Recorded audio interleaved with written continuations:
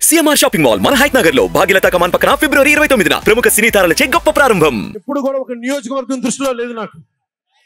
దేశం ఉంది, మానవత్వం ఉంది, మన ఆంధ్రప్రదేశ్ ఉంది, తెలుగు ప్రజల, తెలంగాణ ప్రజల నేల ఉంది. నాకు తెలంగాణ నేల ఉంది నా దృష్టిలో.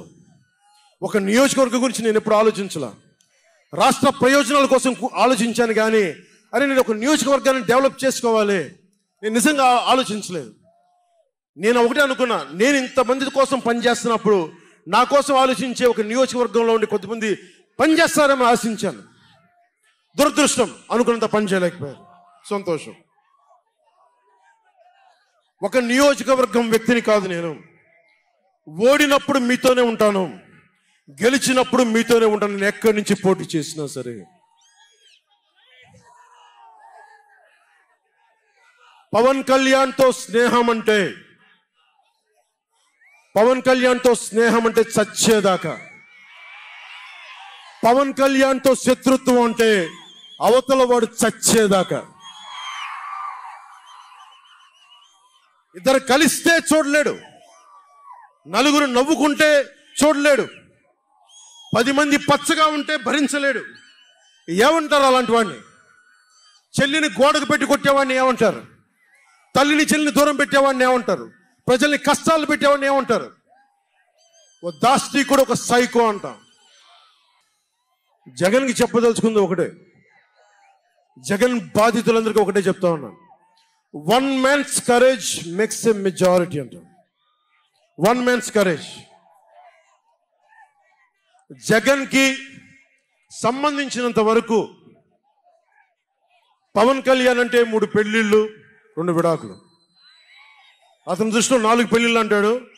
మరి 4వ పెళ్ళం ఎవరో తెలియదు, జగన్ ఏమో నాకు తెలియదు. మరి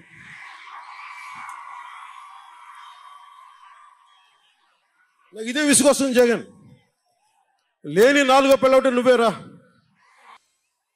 నేను ఎప్పుడైనా సరే భారతి గారికి కూడా చెప్తున్నాను, మేడం భారతి గారు, మీరు ఊహించుకోండి, మేము ఎప్పుడన్నా సరే మిమ్మల్ని చాలా గౌరవంగా భారతి గారు, మేడం భారతి గారు అంటాం.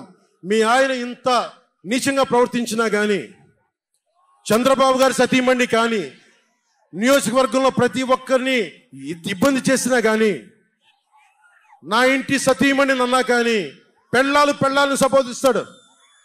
ఆ మాట మిమ్మల్ని అంటే ఎలా ఉంటుంది భారతి గారు? ఆలోచించండి ఒకసారి. నాకు తెలుగు వచ్చాడు, నేను పెద్ద ఇంగ్లీష్ మీడియం చదువుకున్న వ్యక్తిని కాదు, నాకు చాలా భాష వచ్చు, కానీ సంస్కారంగా ఉండదని మాట్లాడినంతే.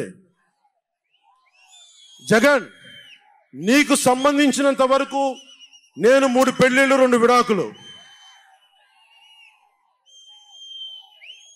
పవన్ కళ్యాణ్ అంటే జగన్ చెప్తున్నా విను. పవన్ కళ్యాణ్ అంటే ఆంధ్రప్రదేశ్ ప్రజల భవిష్యత్తు.